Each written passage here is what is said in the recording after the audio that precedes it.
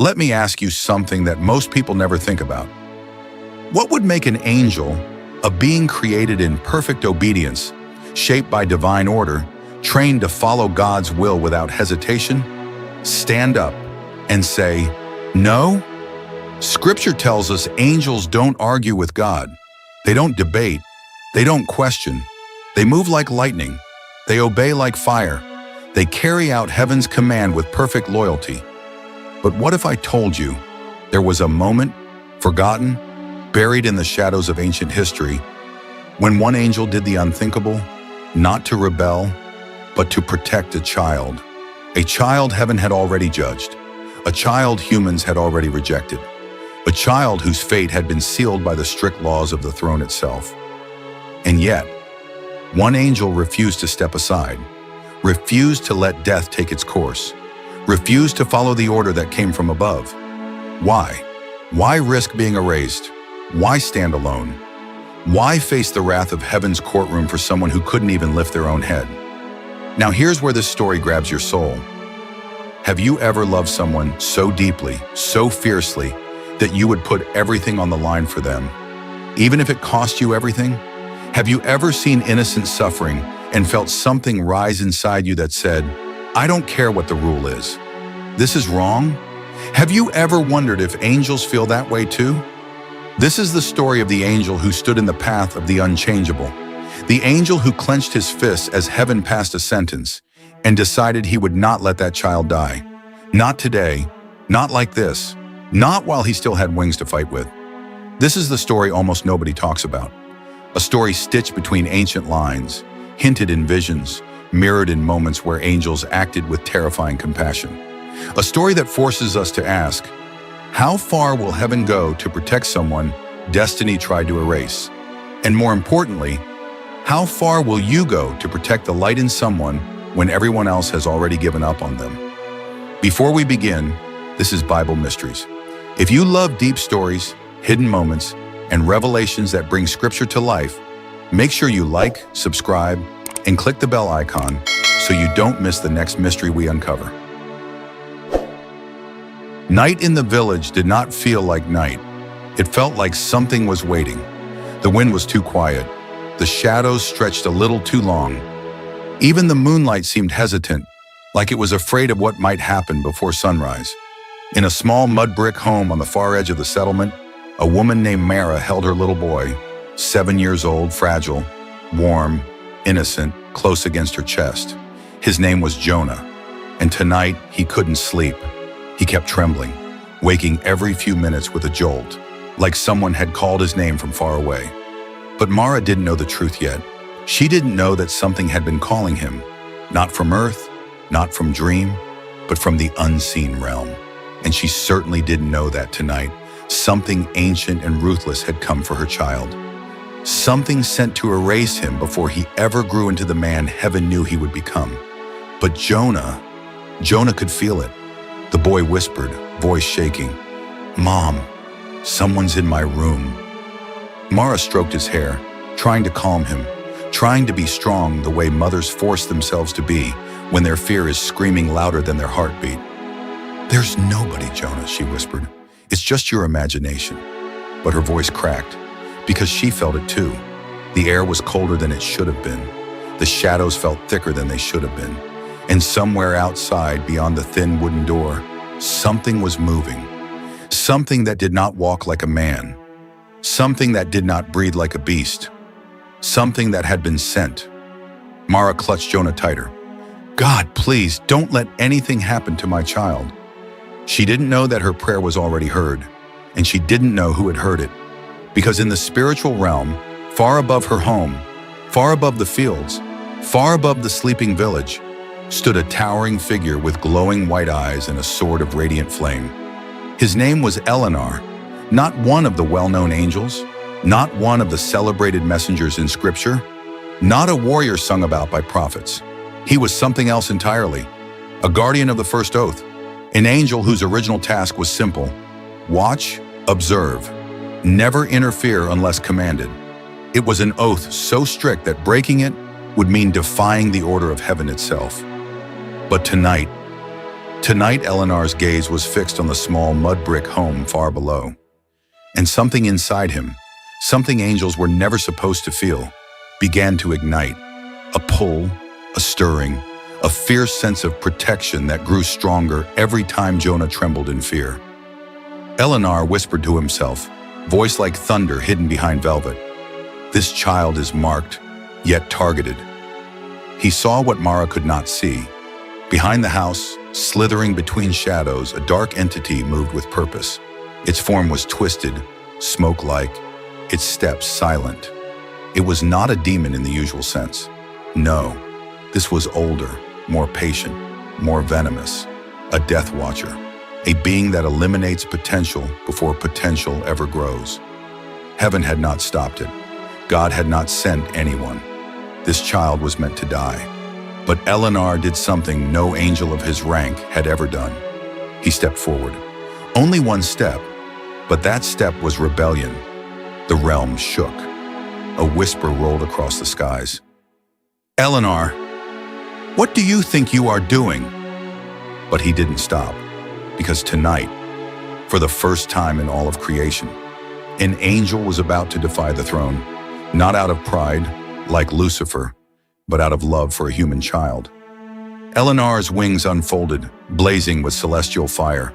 The Death Watcher slipped closer to Jonah's window, and Eleanor said the words that would alter eternity. This child will not die tonight. He descended. The earth trembled, and Mara, rocking Jonah with shaking hands, felt the air shift, like something holy had entered the village. Something powerful, something dangerous, something forbidden. She didn't know why, but for the first time that night, Jonah stopped shaking. The angel had arrived, and nothing in heaven or hell would ever be the same again. The moon hung low, a pale coin over the village, but it was Eleanor's light that filled the yard. The smallest possible radiance, the sort of glow that doesn't announce itself, but that carries authority in its hush. He moved as quietly as a promise, wings folded so they didn't tear at the edges of the world. If angels can wear restraint like an armor, he wore it now. Inside the little house, Jonah slept in jagged breaths. Mara's face was streaked with tears. Worry had aged her overnight. The oil lamp trembled on the table. Outside, the Death Watcher glided, a smear of absence that drank the lamplight like a thirsty animal. It didn't stalk like a wolf. It approached like a verdict, inevitable, patient, dressed as silence. Eleanor stepped between the boy and the window. He didn't roar. He didn't flash glory. He simply stood, a human-sized silhouette against a task he had not been designed to take on. The air around him smelled faintly of rain and old paper, a memory of human things he had been close to for centuries. He felt his heartbeat, not because angels have hearts like ours, but because he had begun to learn what holding a life feels like. The Death Watcher paused. For the first time in a long while, something that had only known the language of endings hesitated. Eleanor, it hissed, though there was no throat. Its voice was the sound of dried leaves. You trespass. This one is appointed. Eleanor's reply was soft and steady.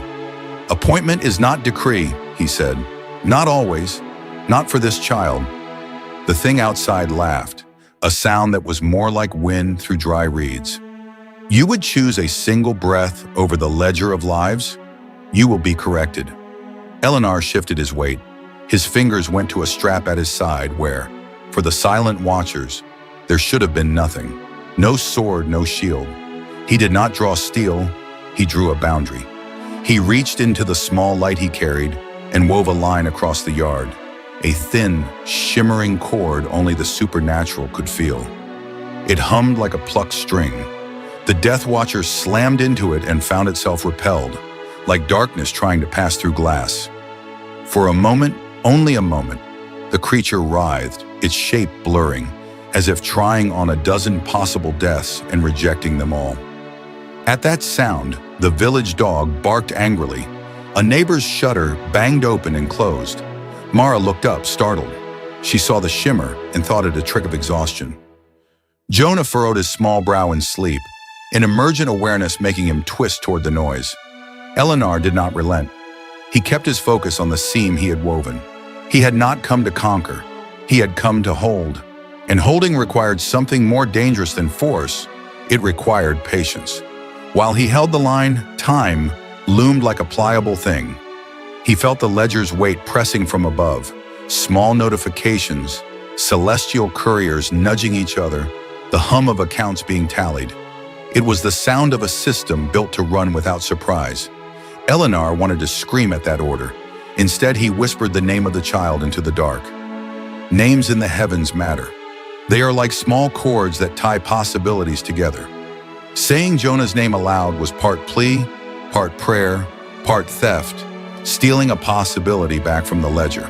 The Death Watcher changed tactics. It did not charge again. It whispered. It conjured images. Not scenes from the village, but alternatives. The mother grown old without regret, the town avoiding famine because of one life ended. Wars not started because one child never lived to father a generation.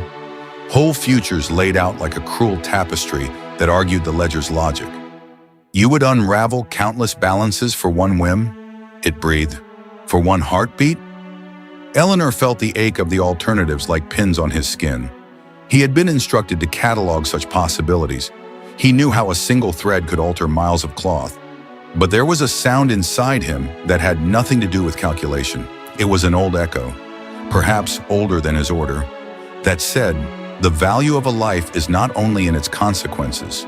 There are aches and loves and small bright things that refuse to be measured by grand tally. He stepped forward again. The cord tightened. The Death Watcher hissed and retreated into a slither of smoke that started to seep under the threshold. Seeking, always seeking. It slid along the earth like spilled ink, creeping to the foundation stones, probing for weakness where a child's life might be taken quietly. At the precise hour danger attempted to find a loophole, something human and mundane happened. A neighbor unlocked his door to fetch water and paused at the threshold, feeling a prickle in the air. He glanced up, squinted at the moon, and saw a shimmer and then nothing. He could have closed the door and gone back to sleep. He did not. He fetched a small bowl of water and walked toward the house, concerned. A second later, an old woman returning from the market, an herbalist by trade, staggered as the road light caught in her eyes. She turned and, feeling a small, sudden pull at her feet, changed her path and moved toward the child's street. These were ordinary human interruptions, the same kind Eleanor had relied on when he later delayed fate for other beings. They were not miracles showy enough to be told as wondrous. They were tiny corrections the cosmos sometimes allows. A bowl of water, a helping hand, a route altered. But right now, they were salvation in micro. The Death Watcher could not bend the world's smallness easily. It could slither through empty night, but it could not pass the intentionality of neighbors who changed course. It recoiled as the woman's saffron-scented remedy brushed against the air around the child's window. The smell was a simple human thing, but in that smell, a fragility the creature couldn't quite swallow. It retreated, shredding, into an edge of shadow. Eleanor exhaled in a way angels barely notice inwardly and felt a measure of hope. But he also felt the weight. This was not a victory. The ledger still hummed. The throne still registered an anomaly. And then the sound that had been the thread throughout the lower heavens. The soft, bureaucratic tapping of messengers at the cosmic gates intensified. A voice from above spoke, filtered and formal. "Report to the hall." Eleanor froze because to be called to the hall is to be accountable. The hall is not a threat only to rebels. It is the place where explanations are asked and judgments handed down. For one who had delayed, for one who had tugged a thread of fate, the summons would be sharp. He could have withdrawn. He could have let go of the tremulous cord and allowed the Death Watcher back in, confident the neighbor's actions might save the boy. He could have receded into the line of watchers, files intact, recorderies unblemished. He could have stepped back and let heaven's mechanisms correct themselves. But he did not. Instead, he doubled the cord, weaving it with a patience that looked for ways the world could respond. He needed time, and time required human hands as much as celestial will. Jonah coughed. The cough was softer now. Mara's lamp flickered. The old herbalist knocked and was allowed in. She pressed oil and herbs to his forehead. The neighbor tore a strip of cloth and bound his chest. These were not miracle spectacles. They were small, messy human things that, all together, created slack against the ledger's knife. And then, as hands worked and breaths steadied, the summons turned into a shadow that crept over Eleanor's shoulder. An official robed envoy appeared in the air above the yard. Wings like script, eyes like ink. "Eleanor," said the envoy, "you have been summoned." Eleanor's throat tightened. He did not flinch. He answered not with the defiance of the insolent, but with the tired voice of someone who had chosen. "I know," he said, "but a child lives because of what I am doing." The envoy's face remained carved from the weight of duty. "You delayed the ledger." "I delayed a moment so other agents might act," Eleanor replied. "I measured mercy." Silence. The envoy's feathers shivered. "You will come." Eleanor looked once at the boy, pale, breathing shallowly but breathing, and then at Mara, who was whispering thanks in a voice that was equal parts prayer and astonishment. He thought of the neighbor, the herbalist, the small human interventions, and the fragile knot of life they had collectively made. Then he rose, not because the envoy's command was blustering, but because he understood the cost of staying. To remain was to invite a trial that might take the child in broader retribution. To step away was to face the hall and give an account. He chose the latter. One last look, one last hand raised. No words. The cord, his cord, rested like a promise. The Death Watcher lingered at the margin of the light, not gone but held at bay. Jonah coughed, then breathed, then slept. Eleanor turned and allowed the envoy to lead him upward. The night closed like a lid over the village. Mara sank to the floor, hands clasped, whispering breathless prayers that she could not name. The neighbor and herbalist stepped out into a night that felt too thin with wonder to be true. Above them, in the Hall of Records, the air was different, colder in a bureaucratic way, but still. The envoy guided Eleanor through corridors of whispering ledgers, past angels who looked at him with a mixture of pity and disapproval. The hall was less a place than a pressure, an atmosphere of order, law, and scales. Eleanor's steps echoed. He remembered the child's laugh like a stolen light. He knew what he had done could strip him of privileges, perhaps of place, but he also knew that to let one life fade quietly would be a kind of theft the universe could not justify to his own conscience. As the doors of the hall opened, he felt the weight of every gaze. He felt the ledger's eyes upon him. He felt the terrible, patient question rise that would define what came next. How do you defend a life against the law of fate?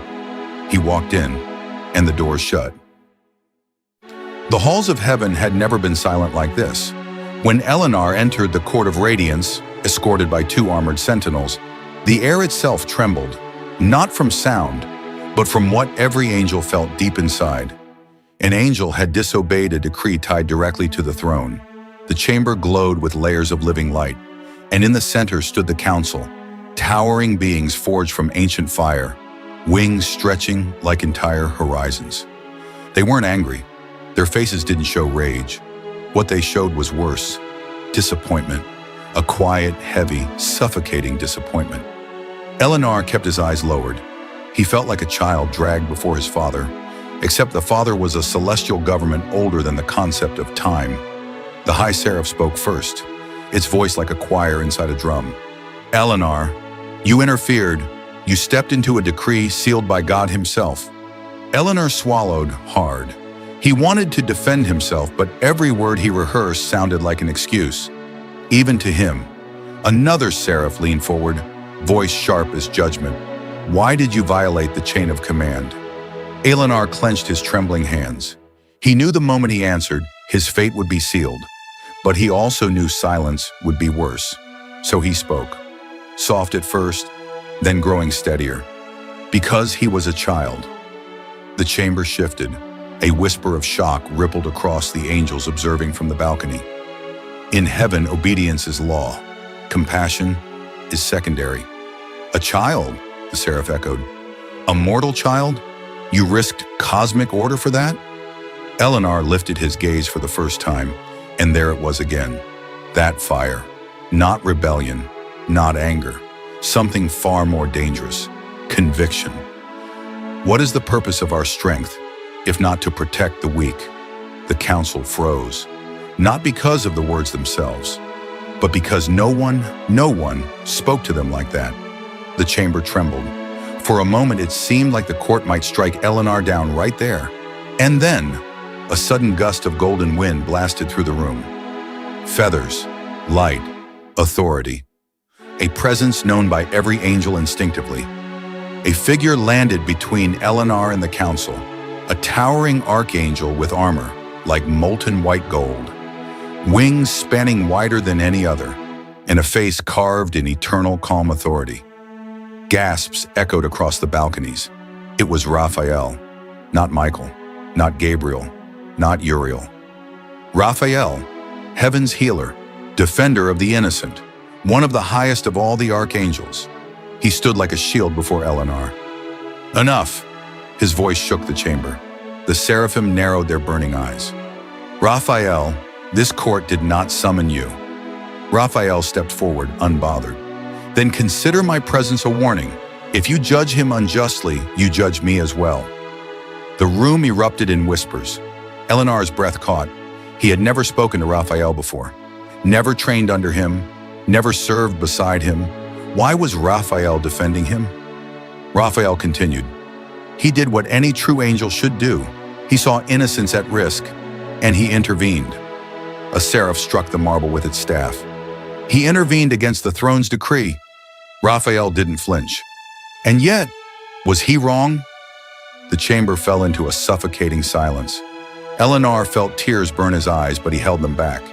He would not cry in front of the entire host. The high seraph spoke again, slower this time. Raphael, you cannot overturn divine law. Raphael bowed his head slightly, acknowledging, not submitting. I am not trying to. He turned to look at Eleanor. I'm asking for mercy. He acted without malice, only heart. For a moment, it seemed like Raphael's intervention might change everything, but heaven does not bend easily. Finally, the high seraph rose to full, overwhelming height. Very well, your defense is noted, but Eleanor must still bear the consequence of disobedience. Eleanor felt his lungs tighten. The high seraph continued. He will not be destroyed, but he will be reassigned. Raphael frowned. To where? The seraph turned its burning gaze onto Eleanor. To the outer territories, where angels who break divine order serve their penance. A murmur swept through the chamber.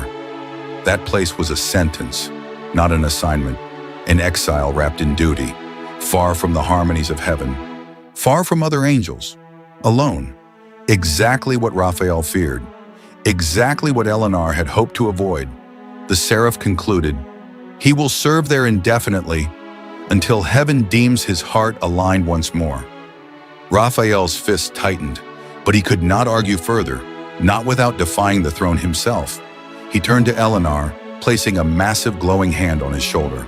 His voice softened. You are not alone, not truly. I will not abandon you. Eleanor lowered his eyes again, but not in shame, in gratitude, silent, trembling gratitude. The sentence was set. He would be exiled to the forgotten edges of existence. But thanks to Raphael, he would not be condemned, just punished, just reshaped, just pushed toward a destiny he didn't understand yet. And as Eleanor was let out of the court, every angel watching him felt the same thing. This was not the end of his story. This was the beginning of something heaven itself wasn't ready for. Even the brightest angels in heaven whispered about him. Eleanor, the one who had defied the throne to protect a child, was gone, sent to the outer territories, a place few dared to remember, a place far from light, far from comfort, far from everything he had known. The journey itself was silent.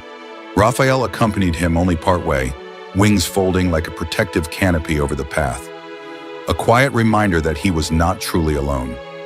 Eleanor could feel the weight of heaven's judgment pressing on him like a stone, immovable, unyielding, unavoidable. The outer territories were unlike anything he had seen. The sky pulsed with muted gray light. The air carried a chill that seeped into his bones. Time felt wrong here, slower, stretched, like the world itself had forgotten how to breathe. Every shadow seemed to shift slightly when he looked away. Every sound echoed too long, like whispers trapped in empty halls. Eleanor found himself standing on a cliff overlooking a vast expanse of jagged terrain, rivers of silver mist winding like forgotten veins. It was beautiful, terrifying, alien, and it was his new home. He knelt once, looking down at the child's image burned into his memory. The fear, the innocence, the helplessness. They all burned inside him, sharper than the cold wind biting his skin. He had chosen this path. He had saved a life. And yet here he was, exiled for it. That first night was the hardest. No angel came to greet him. No choir sang to guide him. Only the distant echoes of a world that had moved on without him. Eleanor closed his eyes, wings folding tightly around his body, and whispered a vow. I will survive. I will endure. I will protect, no matter the cost. And somewhere far beyond the outer territories, Raphael's voice seemed to echo softly in the wind. You are not alone, Eleanor. Not truly.